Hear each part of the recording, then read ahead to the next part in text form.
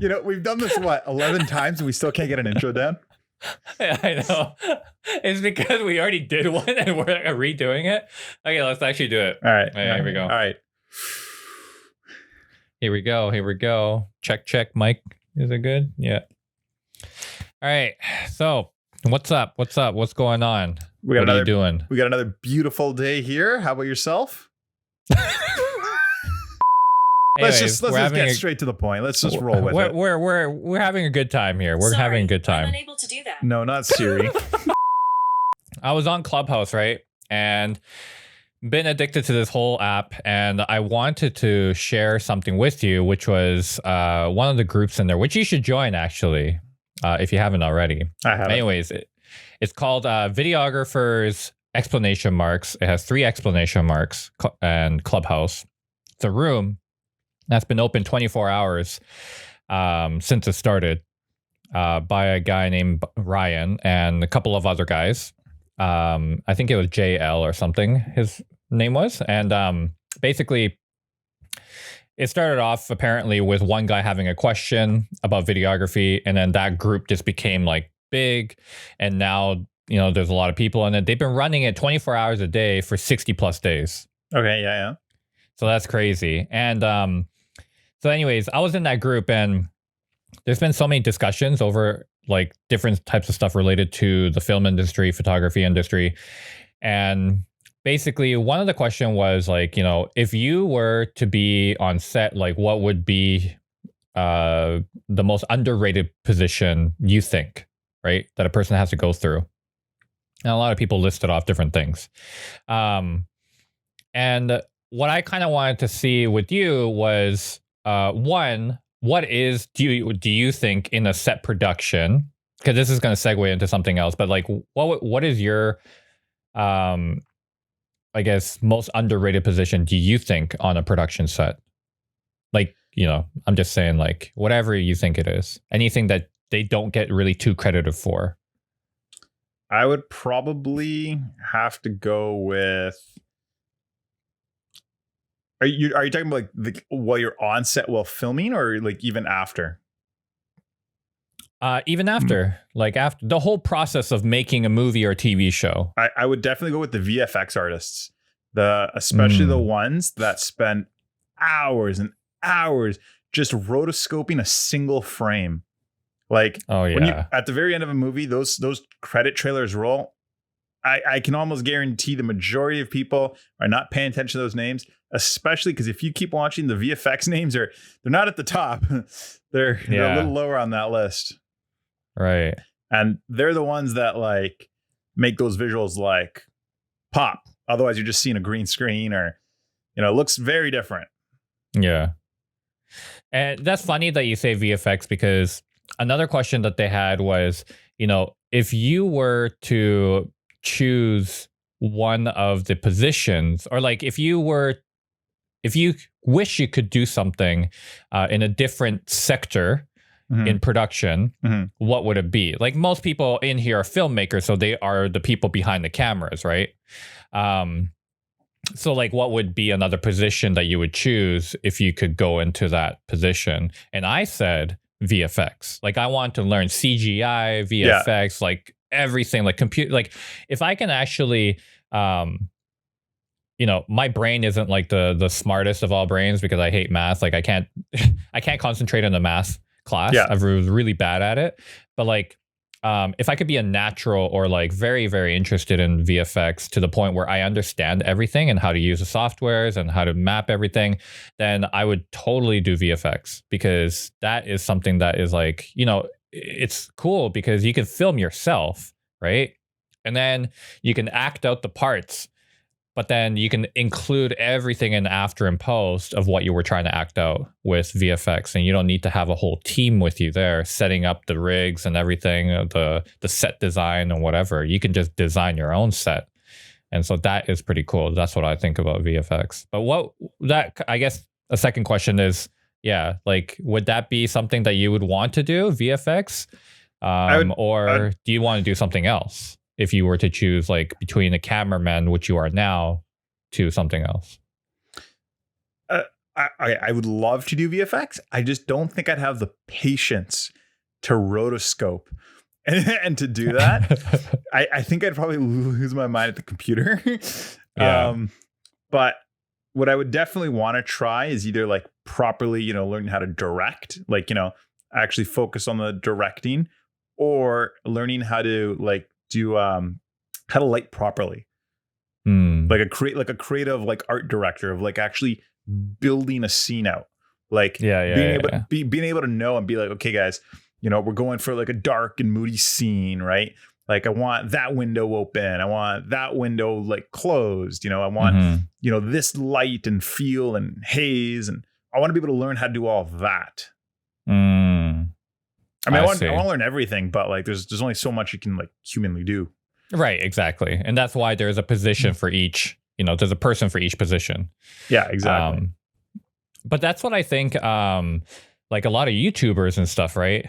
When they first start out, if they don't have the luxury of hiring someone to hold the camera for them or to edit for them, this is what I think like YouTubers or content creators who are working by themselves and for themselves is very talented, because they need to learn everything from being able to shoot different things, composition, editing, sound effects, music, lighting, and everything. And you're like pretty much taking a whole production team into one. And so that's where like it can become really, really hectic for some YouTubers if they don't start like, sourcing other people to do their things. But anyways, but basically, I also wanted to ask, like, have you ever been on set of any kind? A long time ago, for what is it called? Volunteer work experience. Oh, okay. So this is back in, I believe it was grade 12. And I worked at a TV studio, and they had us working like different positions like throughout I think it was two or 3 weeks that we were there. And the main position that we all got was being the camera operator. Okay. So basically the job was, if they were doing like an interview or something, you'd have the camera and, you'd point it at the interviewer or the interviewee or whatever they told you to point at. Cause there was like three cameras, and you'd be wearing like a headset, and the director would be like, okay, camera A, you're on. Camera B, you're on. Or camera A, punch in tighter. Camera C, go to a wide, all that stuff.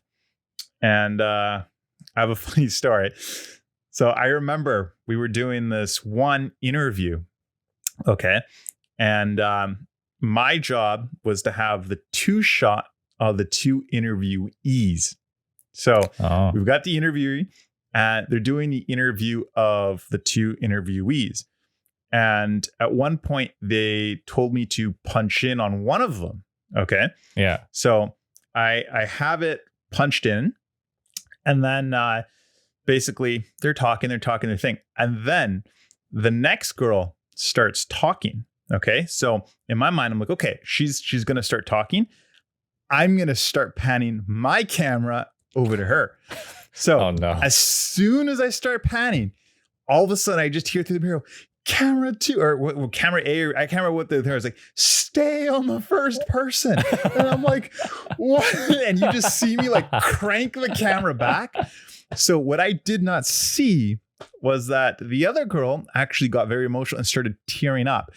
So they wanted to catch her. She wasn't talking, but she was tearing up, and they wanted that emotion. So yeah. So I totally didn't see that when I was watching it. So if you go to watch the final edit, you just see like, everything's all cool. Everything's all nice. And all of a sudden you just see like a camera go, like just jerk back. And I remember feeling really bad about it. And I was asking one of the editors, and I'm like, did you guys manage to fix that shot?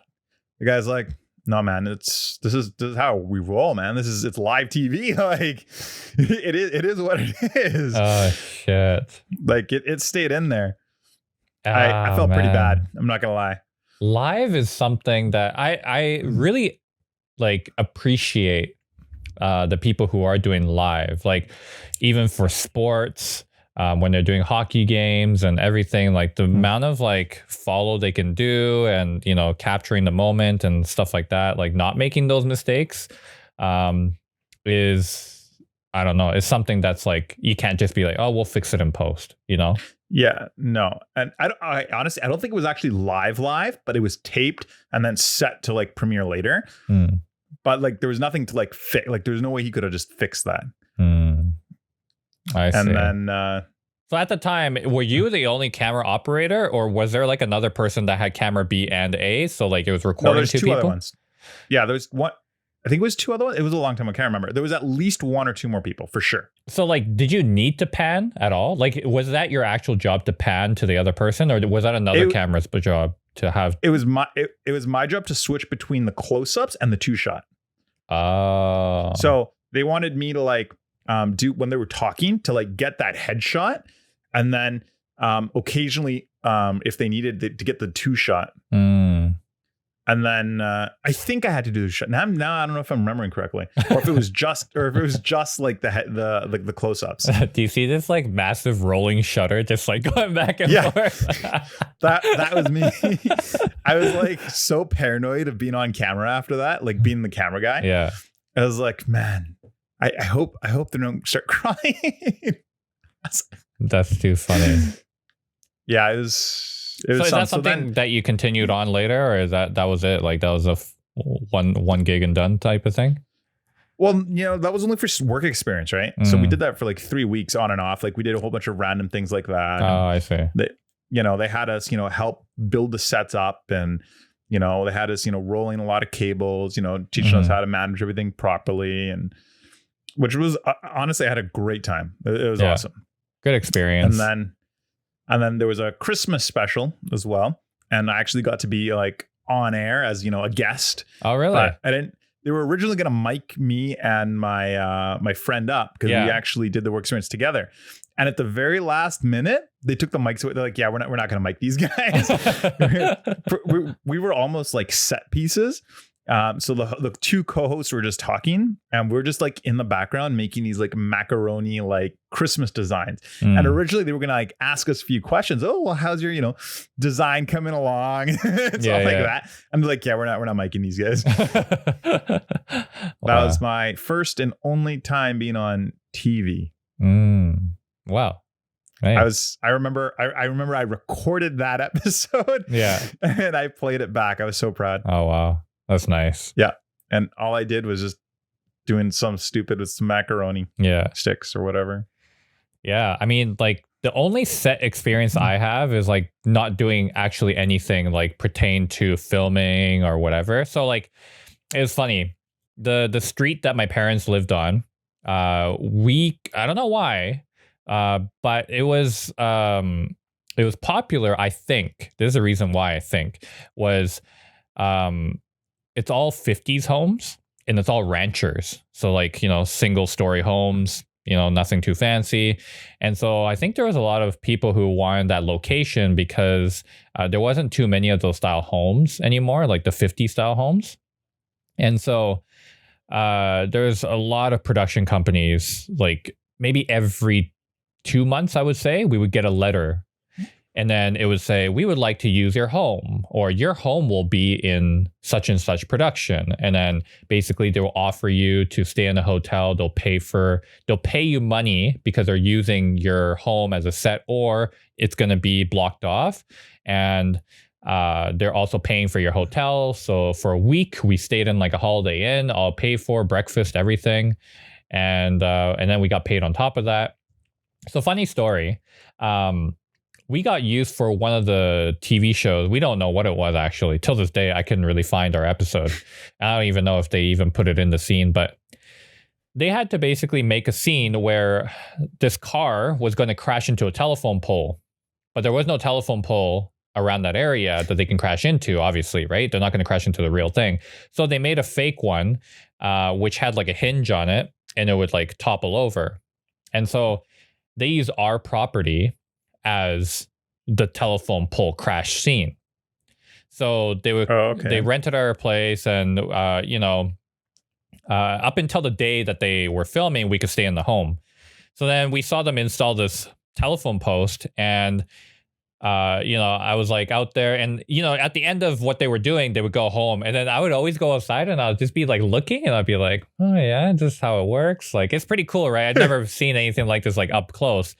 And then at that time, we didn't have a driveway, right, for our truck that my dad has, and so he just parked it on. It was just like a grass lot, and so they actually said that after this, we're gonna actually like fix that area.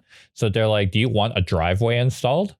And then we're like, my dad's like, yeah, sure, okay. Wow. So they paid for like the entire driveway to be like paved and everything. It was pretty cool. It wasn't too fancy though. It was nothing too fancy, but at least they paid for whatever to install like a proper driveway for my dad. But anyways, when they came and the whole crew came, lighting, everything. Yeah.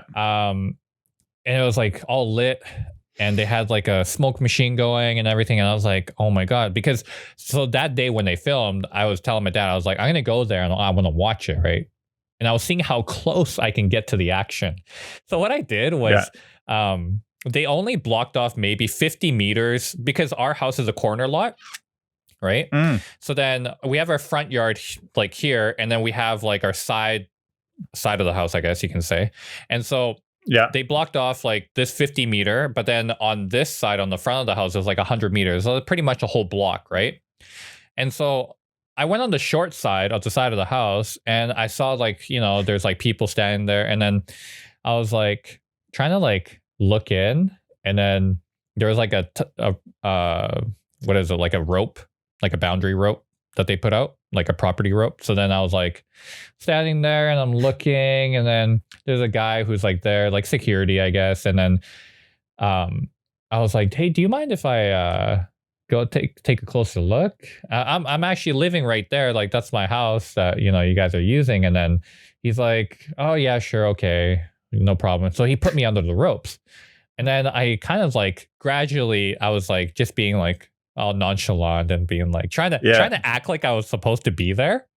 It's such a funny thing that went through my mind.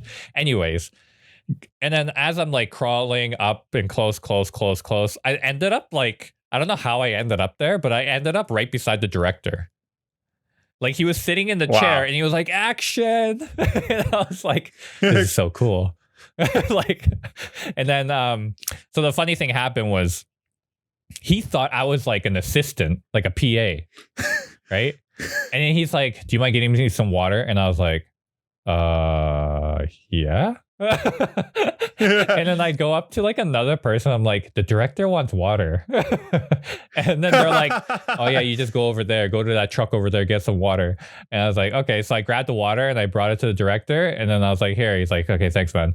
And that was it. Like, that was like my weirdest thing that I've ever been through. And then I saw the actors and everything just like going ahead and doing their thing like right up close.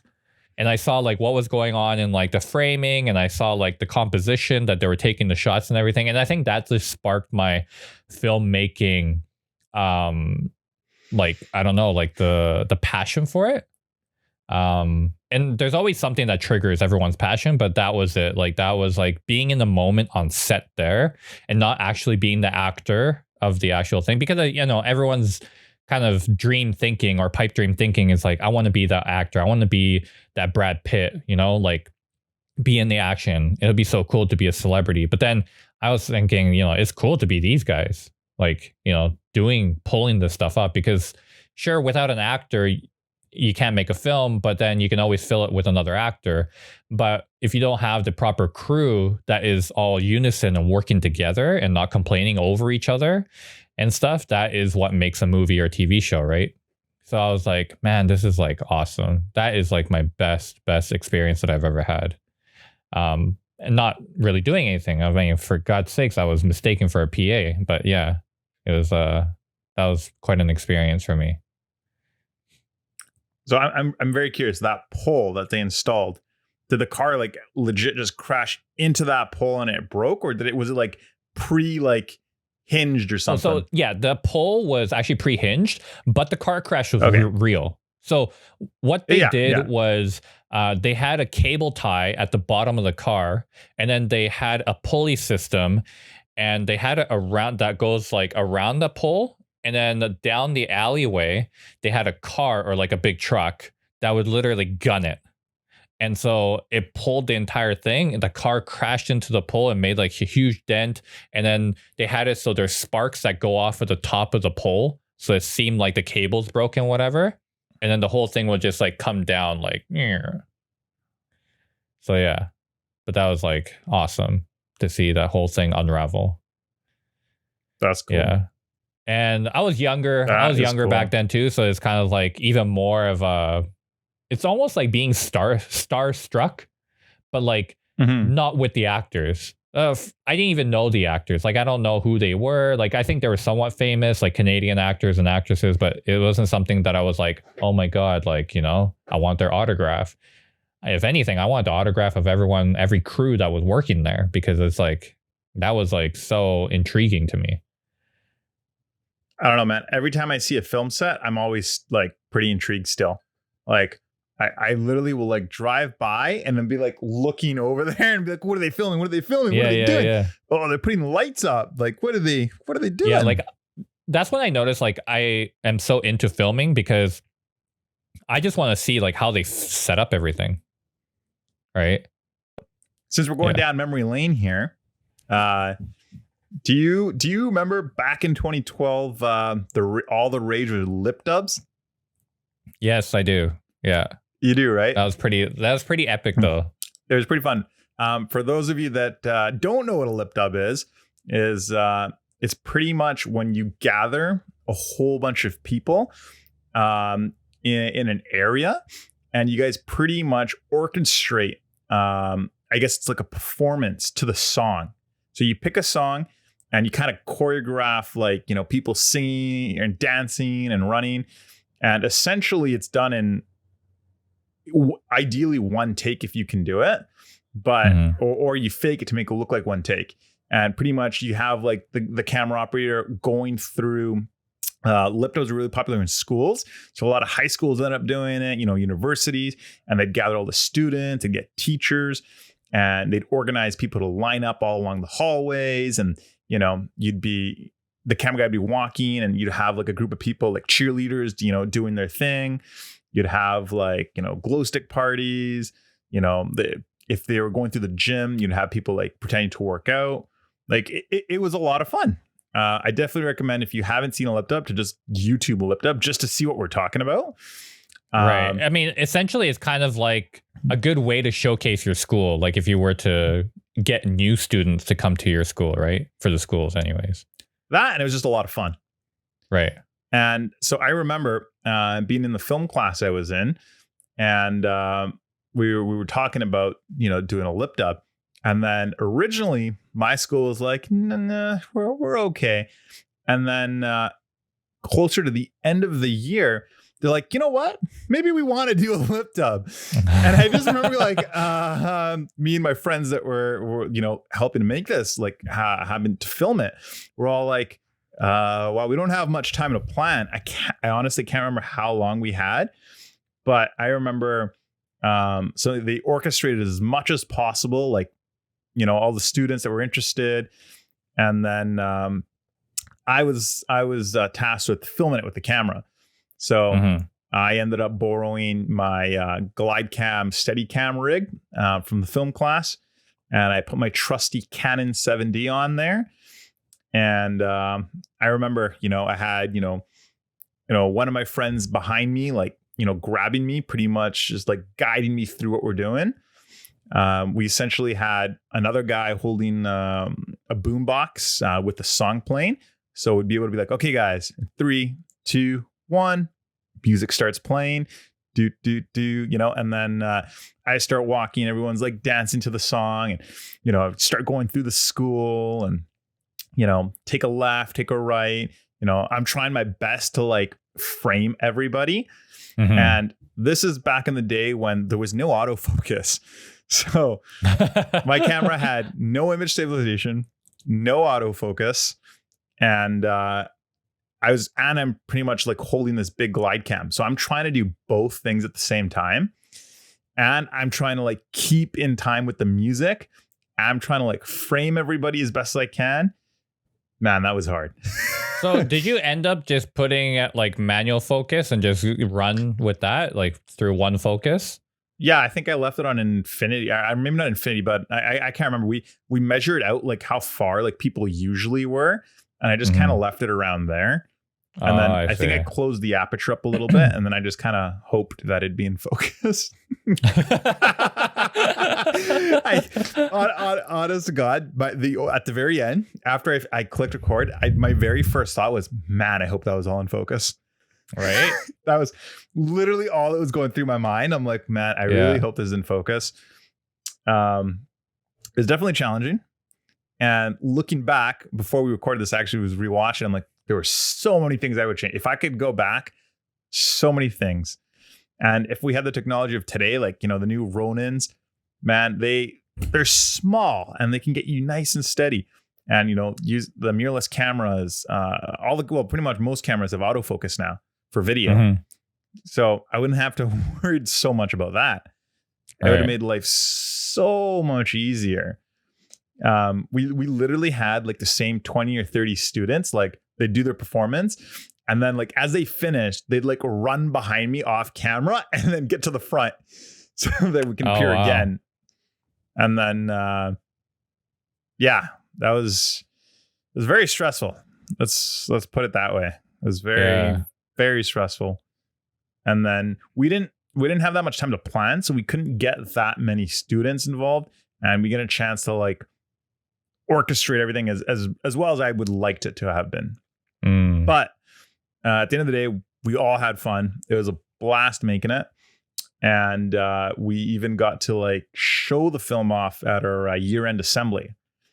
So right on. It was really cool seeing that like projected on the big screen. Yeah. That's pretty cool. I can't believe it's been almost 10 years. Yeah. Since we filmed no kidding, right? That's crazy. 2012. So I guess you guys have like a little trailer or something that you guys can show? There is a trailer on YouTube. YouTube removed the full video for copyright claims for music. Okay. Well, maybe we might link it in the description below for anyone who wants to listen to it on our YouTube channel. So, but yeah, that's pretty cool, man. That's pretty cool. So that was like, was that your first experience? Like, was that before your on-set experience? No, that was after. No, that was after. Yeah, that was a few months after. Nice. So did you edit it or did someone else edit it? I edited it with my friends. Oh, okay. Right on. Yeah. That's pretty sick. Yeah. Oh, speaking of editing, we were trying to make it like one shot as possible. Right. But we got to one point in the video where like there was no people at the next stage. We're like, yo, it's kind of empty. So we had to fake it. And if you watch the full video, there's a point where somebody's holding a phone. So like we were trying to mimic like going into the phone and then that being like the next, thing. Yeah. We tried to fake it like that. Like a cut scene? Yeah, it doesn't. And back in 2012, in our minds, it looked great. Or at least looked passable. But now watching it in 2021, we're like, no, this is ooh. That's funny. That's crazy. Yeah. It's on your next point. I was just gonna say that we should definitely bring the LipDub back for 2021. Yeah, definitely. I would love to film it. Like I would do it for university, to be honest. I think with the technology we have today, the gear we have today, it'd be so much easier. Yeah. And with the amount of film knowledge everyone has today, like I think it's a lot more accessible. I think it'd be a lot of fun. I would definitely get a Steadicam. Yeah, with the new Ronin, what is it, Ronin S or 2, whatever it's called? That looks amazing. Yeah. And you can SC or something. Yeah, so you can actually run with the gimbal, and you can have somebody else hold the phone up, and they kind of control like where the camera is like moving. Mhm. So you can just focus on running or walking, and somebody else can focus on making sure the person's in focus and like, okay, the frame's correct. Right. Like, that's crazy. Yeah. That's crazy. What has been your favorite role so far of the video production process? Oh man. Favorite role. Honest,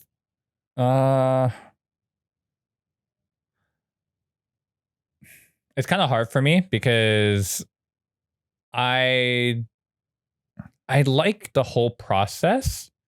Mhm. Overall, just like the satisfaction of making something at the end production, and knowing that I did that is a very gratifying and satisfying feeling. Uh, but to me, it's editing. Like, I actually like editing. I find it very like, sure, it sometimes is very frustrating, but I think the frustrating part is like when your computer is running so slow that it can't handle the work that you actually want to put out.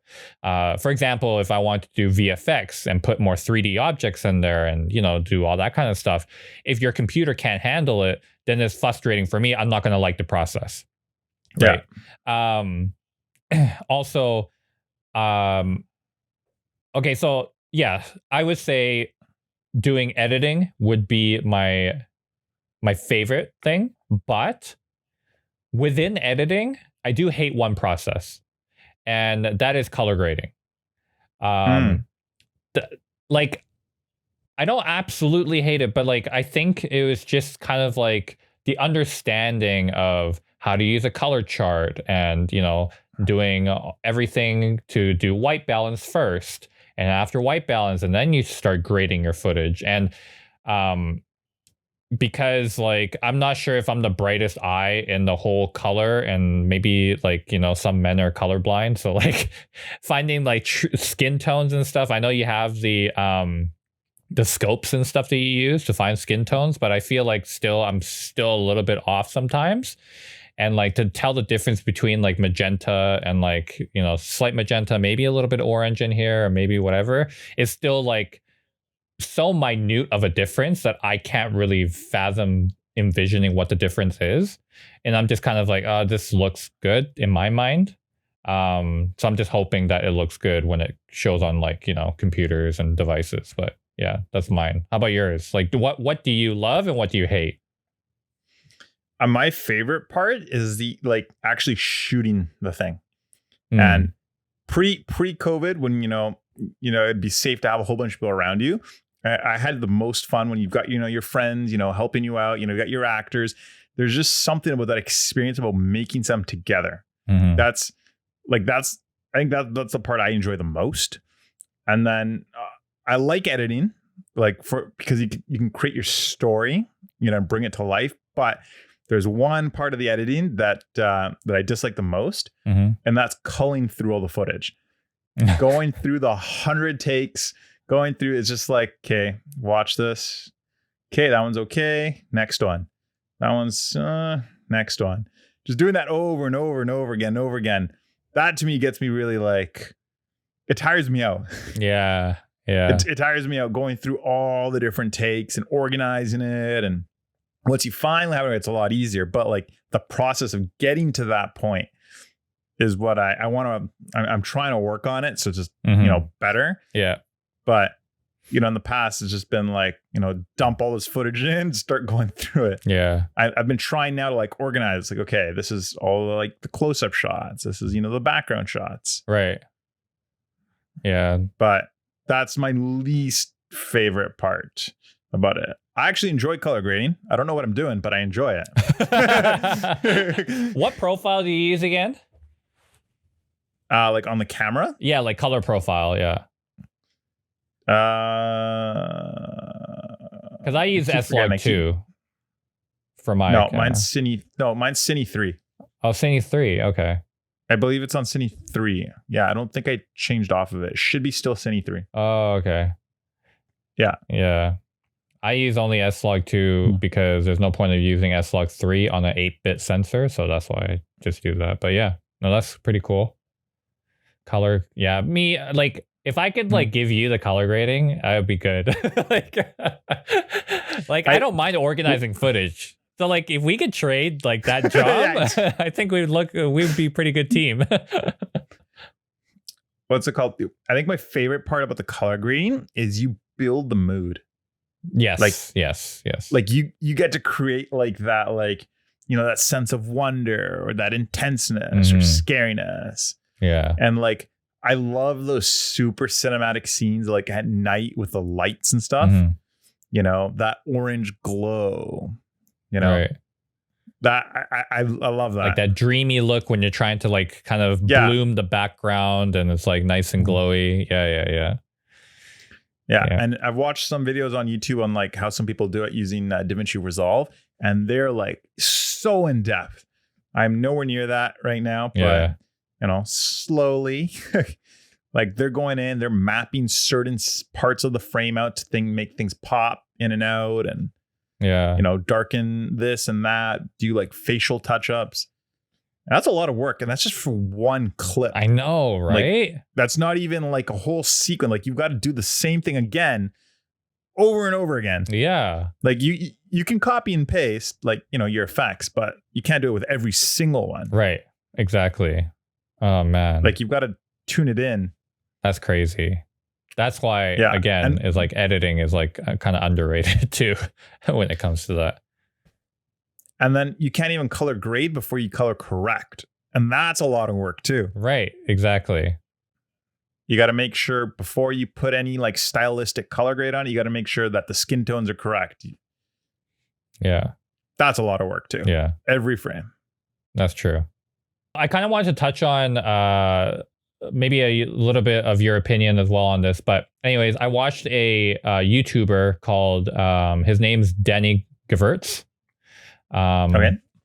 So I'm not sure if you heard of him, but basically he's a filmmaker, photographer, and he did a lot of production work for Nike and, you know, different companies. So he's pretty experienced, but he recently moved from, I forgot which, I forgot if he lives in Midwestern United States or something, but he moved to Maui, right? In Hawaii. And basically he was saying that, you know, working for commercial companies like Nike and making commercials and stuff were very, very cool, right? And it paid the bills and stuff like that. But his passion was basically to make YouTube videos, to make videos that he wanted, when he wanted, with the people that he wanted, and his style, right? But he made a good point saying that, you know, working for big clients is good, is nice, but you don't get that freedom anymore. Like the more and more you go down that road of becoming just the standardized filmmaker, which is basically being behind the camera and you take directions from the producer or the director or whoever, right? But going down that road makes you kind of just like any other filmmaker. You know what I mean? Because it's not you. It's not your vision, right? It's the director's vision or the producer's vision that you're trying to produce for them, right? If you need to walk a certain way, they tell you how to walk a certain way, right? You don't get a say in how you want to frame the shot, right? So he made a good point. It's kind of like, you know, I would rather make film the way I want to make it than to work for somebody else. And sure, it's a good flex, you know, oh, I worked with The Rock or I worked with such and such on a film, a Spielberg or whatever, right? Like you have all these directors and stuff, and that's good for your resume. But what do you think in terms of like, do you want to eventually work in just a filmmaking position where you're behind the camera and you're just kind of like working on major sets or commercials or whatever? Or would you rather be like a YouTuber or a content creator, or you could still be a filmmaker, but like you're kind of the producer as well. Like you're doing everything how you envisioned it. Like, would you rather have control, total control, or no control over your creative, I guess, your creative career? I mean, ideally total control. It's just more of, is it going to pay the bills? So ideally, I think a more happier medium is to have like a production house. Mm-hmm. So you have clients come to you asking for creative solutions, and there's still the client asking for stuff, but you kind of give them the solution. Mm-hmm. So for example, it's like, we have this product. We want you to shoot it. This is the style we're looking for. Like, can you do that? And I'm like, okay, well, we can do that. Like, I wouldn't mind doing that. Like, you still have creative control. You just gotta, like, as long as it meets the vision of them. Mm-hmm. Obviously, I would still want to do passion projects of my own that have absolutely nothing to do with clients. But at the end of the day, like, that won't bring that much money. Mm-hmm. If like, yeah, like it may not bring enough money. Right. So like, to sustain it, you still got to take on some projects, or at least that's the way I think right now. I mean, ideally, if I could, I'd do all passion projects. Right. Just straight up all, whatever I want to make, if I could. Yeah. Because like, I know like guys like Daniel Schiffer and stuff, he makes commercials, like spec ads, and for drinks, like drinking, what am I trying to say? Like a company that makes drinks or whatever, right? Like Red Bull or Monster. And they go to him because he has a certain style of doing it, right? But then he would probably have to submit that to the actual brand and then do the whole due diligence process of getting that approved. And if they think it's good, they're going to be like, okay. But yeah, I think that's pretty much like something that I don't know if I would like total control as well. Again, you make a good point of like, is it going to sustain you? Is it sustainable to pay your bills and stuff? But yeah, that's pretty good. I think that's it for today though. I think we've gone through memory lane, and I think it's time to take a sip of water and chill out. Yeah, sounds good. I like that. All right. Well, if you are listening to this on our podcast, you could just press the follow. Is it a follow button? It's a follow button, right? I think it's a follow, or like, it depends on which platform you're so on. follow if you are listening. And if you are watching this through YouTube, subscribe down below, smash that like button, and turn on those notifications for future videos. And we will see you guys on the next one. We'll see you later, guys. Peace out. Bye.